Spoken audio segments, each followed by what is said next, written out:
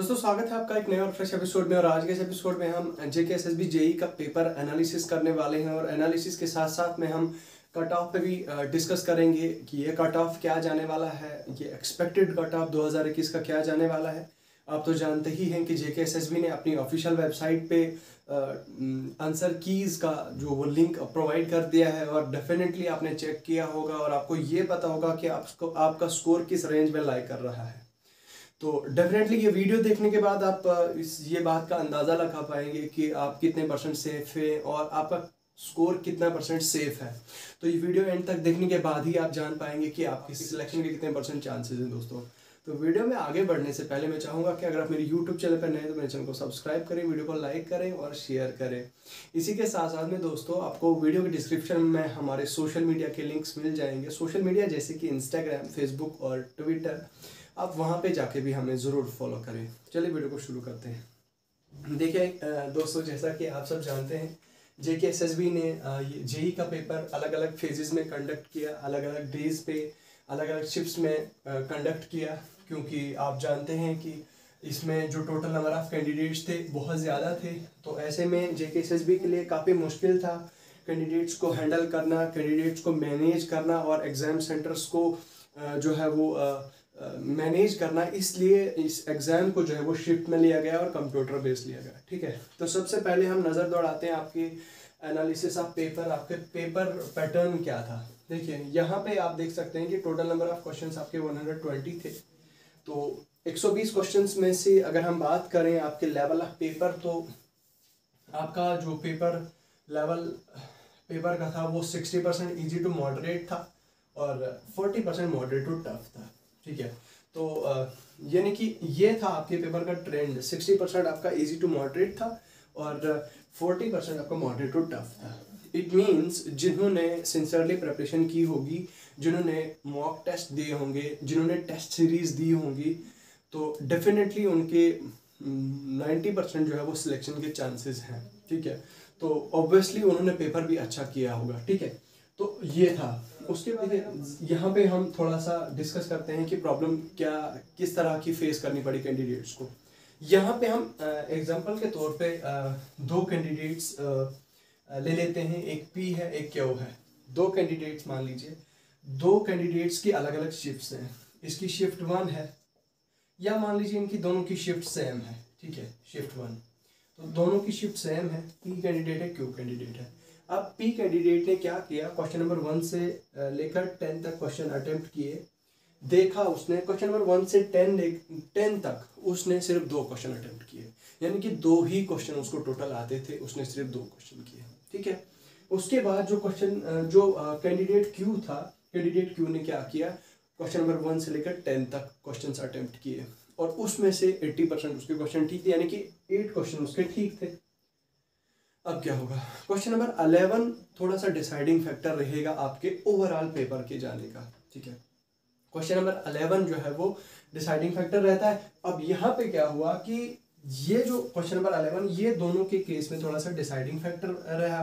देखिए, अगर मान लीजिए क्वेश्चन नंबर 1 to 10 में से कैंडिडेट ने 2 ही क्वेश्चन किए और उसने ना कोई टेस्ट सीरीज दिया, ना कोई मॉक टेस्ट दिया है, कोई भी किसी भी तरह का टेस्ट नहीं दिया है, तो डेफिनेटली इससे जो है वो उसका मोराल बहुत ज़्यादा डाउन होने वाला है। इससे उसका मोटिवेशनल लेवल बहुत ज़्यादा ड्रॉप होने वाला है, बहुत ज़्यादा कम होने वाला है। ठीक है, तो कहीं ना कहीं दोस्तों मॉक टेस्ट लैग करने की वजह से उसके अंदर जो वो कॉन्फिडेंस है वो थोड़ा सा डाउन हो जो है वो चला जाएगा यहाँ से। अब ये जो कैंडिडेट है यहाँ पे क्वेश्चन नंबर 1 to 10, इसका जो है वो कॉन्फिडेंस अच्छा है, तो ये यहाँ से आगे जो है वो ठीक ऑलमोस्ट ठीक करेगा। लेकिन यहाँ पे अगर हम एक सिचुएशन कंसिडर करते हैं दोस्तों, मान लीजिए क्वेश्चन नंबर 11 ऑनवर्ड्स कैंडिडेट क्या कर रहा है कि कैंडिडेट्स ने टेस्ट सीरीज जो है वो ज्वाइन की है, टेस्ट सीरीज सॉल्व किए हैं, क्वेश्चन सॉल्व किए हैं। तो ऐसे में क्या होगा, तो ऐसे में डेफिनेटली आप कैंडिडेट्स के लिए ये फ़र्क नहीं पड़ेगा कि क्वेश्चन नंबर 1 से लेकर 10 तक मैंने एक भी क्वेश्चन नहीं किया, या क्वेश्चन नंबर 1 से लेकर 20 तक मेरे सिर्फ 3 या 4 क्वेश्चन ठीक है। तो उसको ये चीज़ बॉदर नहीं करेगी, उसको ये चीज़ इफेक्ट नहीं करेगी डेफिनेटली, और वो ये चीज़ इफेक्ट नहीं करने देगा, क्योंकि उसको वो चीज़ जो है वो टेस्ट सीरीज में लाई होगी। टेस्ट सीरीज आप देखते हैं कि हमारे इंडिया में कई तरह के इंस्टीट्यूट्स हैं, वेबसाइट पे, गूगल पे आपको तरह तरह की टेस्ट सीरीज मिलेंगी डेफिनेटली। अब उस कैंडिडेट ने अगर टेस्ट सीरीज जो है वो सॉल्व की होंगी, and definitely this is going to help him a lot, ठीक है। तो this will boost his confidence, ठीक है। और उसका कॉन्फिडेंस बूस्ट होने के साथ साथ क्या होगा कि ऑब्वियसली मोर देन 70 to 80% जो है वो उसका पेपर बहुत अच्छा अटेम्प्ट हो जाएगा, ठीक है। तो ये यहाँ पे मैं आपको बता देना चाहता हूँ कि यहाँ पे कहीं ना कहीं एक फैक्टर रहता है आपका टेस्ट सीरीज का। टेस्ट सीरीज अगर आपने सॉल्व की है तो ये भी आपको किसी न किसी हद तक बहुत ज़्यादा हेल्प करती है, ठीक है। उसके बाद अगर हम बात करें दोस्तों टोटल नंबर ऑफ पोस्ट, तो टोटल नंबर ऑफ पोस्ट जो है वो हमारे पास 209 है टोटल, ठीक है, पूरे जम्मू कश्मीर में जेई की। उसके बाद अगर हम बात करें दोस्तों कितने कैंडिडेट्स ने अप्लाई किया है इस एग्ज़ाम के लिए, तो यहाँ पे आप देख सकते हैं JKSSB की साइट पे आपने देखा होगा कि JKSSB ने एक प्रेस रिलीज की थी। उस प्रेस रिलीज में ये डाटा दिया हुआ था 22,728 कैंडिडेट्स ने इस एग्ज़ाम के लिए अप्लाई किया था, ठीक है। और 15,894 ही ऐसे कैंडिडेट्स थे जो इस एग्ज़ाम में अपीयर हुए, जिनने इस एग्ज़ाम को दिया, ठीक है। और यहाँ पे आप देख सकते हैं कि ये नंबर जो है वो ड्रॉप हुआ और करीब 16,000 कैंडिडेट्स ने ये एग्ज़ाम दिया, यानी कि 16,000 कैंडिडेट्स जो है वो इस एग्ज़ाम में बैठे, उन्होंने एग्ज़ाम दिया। तो अब आप एक्सपेक्टेड कट ऑफ क्या एक्सपेक्ट कर सकते हैं, तो लास्ट पर जो फेज़ है हमारा वही डिस्कस करते हैं कि एक्सपेक्टेड कट ऑफ क्या जा सकता है। देखिए कट ऑफ जब भी निकल के आता है, जब भी कट ऑफ आप बात करते हैं तो कट ऑफ जो है वो 3-4 ऐसे फैक्टर्स होते हैं। मैंने पिछली वीडियोस में भी डिस्कस किया है, मैंने बहुत सारी इसी वीडियोस में बताया है कि कट ऑफ के लिए ऐसे फैक्टर्स होते हैं कुछ जो बहुत ही ज़्यादा इंपॉर्टेंट होते हैं, जिन फैक्टर्स की बुनियाद पे आपका कट ऑफ जो है निकल के आता है। तो उसमें से जैसे कि number one is number of post, number 2 is number of candidates appeared, ठीक है। और number 3 is level of paper, and number 4 is your normalization।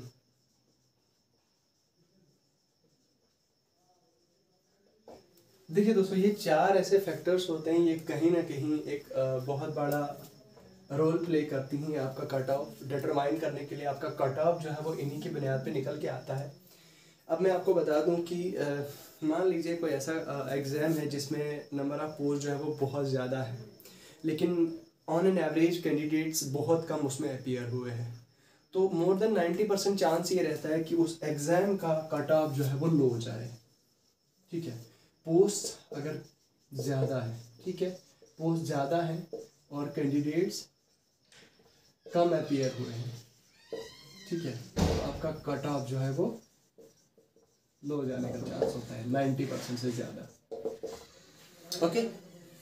तो इस चीज़ को समझाने के लिए मैं आपको एग्जांपल देता हूँ। देखिए मान लीजिए कोई एक ऐसी पोस्ट है जिसमें 1000 वैकेंसीज हैं, ठीक है। कोई भी आप पोस्ट ले लीजिए, फॉर एग्जांपल 1000 पोस्ट है, 1000 वैकेंसीज हैं और उसमें कैंडिडेट जो है वो 10,000 अपीयर होते हैं, ठीक है। 10,000 कैंडिडेट अपीयर होते हैं। एक केस नंबर 1 ये हो गया आपका केस फर्स्ट, और दूसरे केस में जो है वो 5,000 कैंडिडेट अपीयर होते हैं।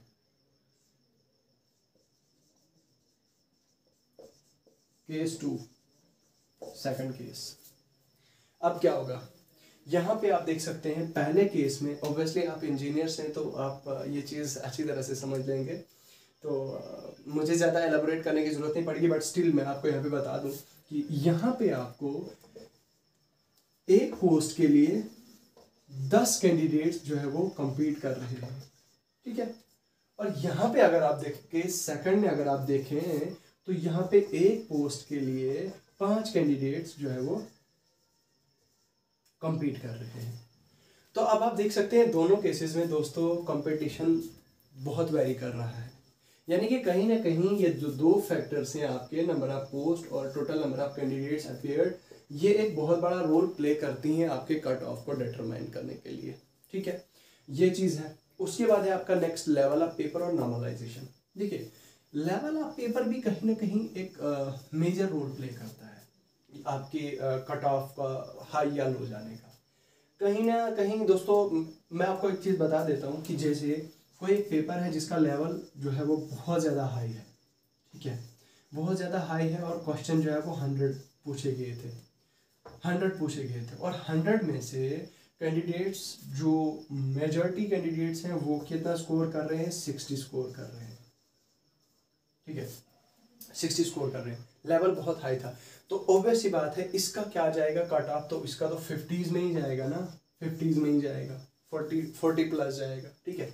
तो कहने का ये मतलब है दोस्तों कि अगर आपके पेपर का लेवल जो है वो बहुत हाई है तो वहाँ पे भी ये फैक्टर कहीं ना कहीं रहता है आपका कट ऑफ लो जाने का।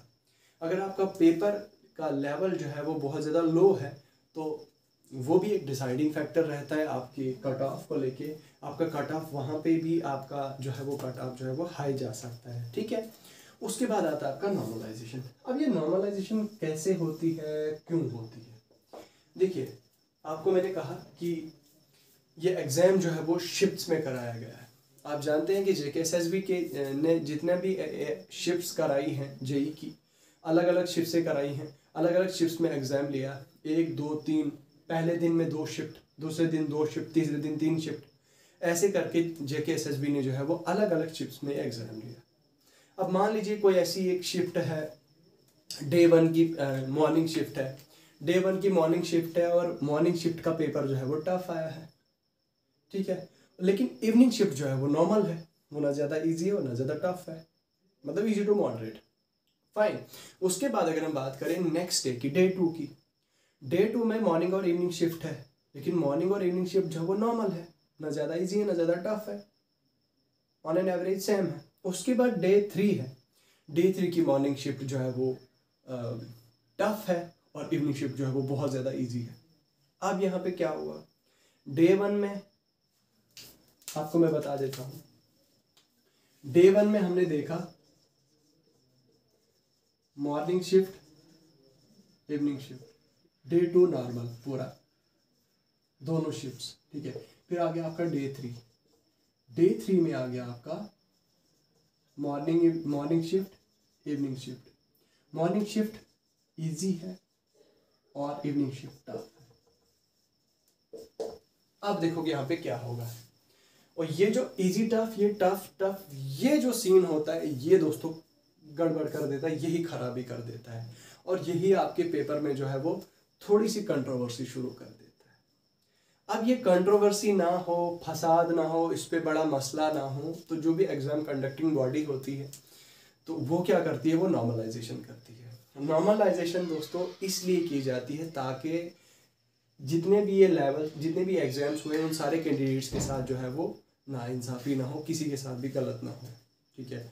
अब यहाँ पे मैंने आपको बताया कि मान लीजिए ये डे 3 की इजी वाली शिफ्ट है और इजी वाली शिफ्ट में कैंडिडेट जो टॉपर है वो कितना स्कोर कर रहा है, 90 आउट ऑफ 100। लेकिन फिर अगर हम बात करें टफ वाली शिफ्ट का तो इसमें 70 आउट ऑफ 100 कर रहा है टॉपर स्कोर, और इसमें भी ऑलमोस्ट 65 आउट ऑफ 100 कर रहा है। तो आप देख रहे हैं कि 3 टॉपर्स हैं यहाँ पे और तीनों टॉपर्स के अलग अलग स्कोर्स हैं, यहाँ पे आप देख सकते हैं, ठीक है। यहाँ पे आपने देखा कि तीनों टॉपर्स अलग अलग स्कोर कर रहे हैं, तो इस केस में क्या होगा, इसीलिए जो है वो नॉर्मलाइजेशन होगी। तीनों केसेस में जो है वो सारे पेपर की नॉर्मलाइजेशन होगी, पूरे जितनी भी शिफ्ट्स हुई हैं सारी शिफ्ट्स की नॉर्मलाइजेशन होगी। तो नॉर्मलाइजेशन कर दी जाएगी ताकि सबको जो है वो एक ही प्लेटफॉर्म, सो दैट किसी के साथ भेदभाव ना हो। अब यहाँ पे आपने देखा कि कुछ कैंडिडेट्स के लिए पेपर इजी आया है और कुछ कैंडिडेट्स के लिए टफ आया है, तो यहाँ पे कहीं ना कहीं ये जेन्युइन क्वेश्चन बनता है कि भाई ऑब्वियस सी बात है जो इजी शिफ्ट वाले होंगे वो तो पेश करेंगे कि भाई हमें इजी पेपर था और हमारे अच्छे मार्क्स आ गए, लेकिन जो टफ वाले थे कहीं ना कहीं वो बोर्ड को वो ये क्वेश्चन रेज करेंगे कि भाई हमारे लिए पेपर टफ था तो हमारे साथ ये भेदभाव क्यों। तो इस चीज़ को अवॉइड करने के लिए की जाती है आपकी नॉर्मलाइजेशन, ठीक है। आपकी नॉर्मलाइजेशन की जाती है, तो नॉर्मलाइजेशन जो है वो इसीलिए की जाती है। फिर उसके बाद आपका स्कोर जो है वो परसेंटाइल में आता है। मान लीजिए आपके 120 क्वेश्चंस थे, तो 120 क्वेश्चन थे, 120 मार्क्स का पेपर है मान लीजिए। अब क्या होगा कि 120 मार्क्स में से आपका स्कोर जो है वो मान लीजिए 80 परसेंटाइल आया। तो 80 परसेंटाइल का ये मतलब नहीं होता है दोस्तों कि आपका स्कोर जो है वो परसेंटेज है या आपके 80 पॉइंट्स है out of 120। Don't get confused with this term percentile दोस्तों, ठीक है। तो अब परसेंटाइल में जो है वो फिर आपका स्कोर आता है नॉर्मलाइजेशन के बाद। तो नॉर्मलाइजेशन कहीं ना कहीं बहुत बड़ा रोल प्ले करती है आपकी इन शिफ्ट्स वाले एग्जाम्स में, ताकि किसी के साथ नाइंसाफ़ी ना हो, ठीक है। तो ये चीज़ क्लियर है आई होप। तो यही चीज़ होती है दोस्तों आपके डिसाइडिंग फैक्टर्स, यही सारी चीज़ें जो है वो आपकी कट ऑफ को डिसाइड करती है। तो लास्ट अब हम बात करते हैं सीधा जंप आपके कट ऑफ को लेके कि क्या कट ऑफ जा सकता है, ठीक है। आगे बढ़ने से पहले मैं ज़रूर बताना चाहूँगा दोस्तों कि ये जो कट ऑफ होता है ये परफेक्ट नहीं होता है, कभी भी ये परफेक्ट नहीं होता, लेकिन एक रेंज होती है, स्पेसिफाइड रेंज होती है, उस रेंज में जो है वो कट ऑफ आता है, ठीक है। तो क्या जा सकता है 2021 का कट ऑफ ये JKSSB JEE का। तो यहाँ पे अगर हम देखें तो हमने कहा है आपसे कि 60 टू मॉडरेट था, मॉडरेट टू टफ, ठीक है, ये था लेवल ऑफ पेपर। इसका मतलब ये है कि मोर देन 40% कैंडिडेट जो है वो क्या स्कोर करेंगे, वो स्कोर करेंगे 70 प्लस, ठीक है, मोर देन 70 जो है वो करनी। लेकिन हमें ये चीज़ भी देखनी है कि यहाँ पे टोटल नंबर ऑफ पोस्ट जो है वो 209 है। कैंडिडेट्स कितने अपियर हुए हैं? 15,000 से ज़्यादा, 50 मतलब 16 के आप मान के चलिए 16,000 कैंडिडेट्स अपियर हुए और 16,000 कैंडिडेट्स में से JKSSB को 209 कैंडिडेट्स शॉर्टलिस्ट करने हैं। 209 का अगर आप डबल करें या ट्रिपल करें, मान लीजिए हम अगर 800 कैंडिडेट्स को शॉर्टलिस्ट करेंगे प्रोविजनल सिलेक्शन लिस्ट में डॉक्यूमेंट वेरिफिकेशन के लिए, तो फिर भी कट ऑफ जो है वो क्या जा सकता है आपका। तो कट ऑफ जो है दोस्तों ओपन मेरिट का 85 प्लस जाने वाला चांस है, ठीक है। 85 प्लस जाने का चांस है दोस्तों, क्योंकि कंपटीशन बहुत टफ है, कैंडिडेट्स बहुत ज़्यादा अपियर हुए हैं। तो 85 प्लस जो है वो आपका कट ऑफ जाने का चांस है यहाँ पे। तो फिर आप इससे जो है वो RBA, PSP, ST, SC जितनी भी अलग अलग कैटेगरीज हैं तो वो इससे कम हो जाएंगी। तो आप जो है वो 85 प्लस मान के चलें, आपके 85 प्लस जो है वो एक कट ऑफ जाने वाला है। तो इससे कम भी जा सकता है। मैंने ऑलरेडी कहा आपसे कि this may not be perfect, but ये एक स्पेसिफाइड रेंज में बता रहा हूँ कि ये आपकी रेंज है, इस रेंज में जा सकता है।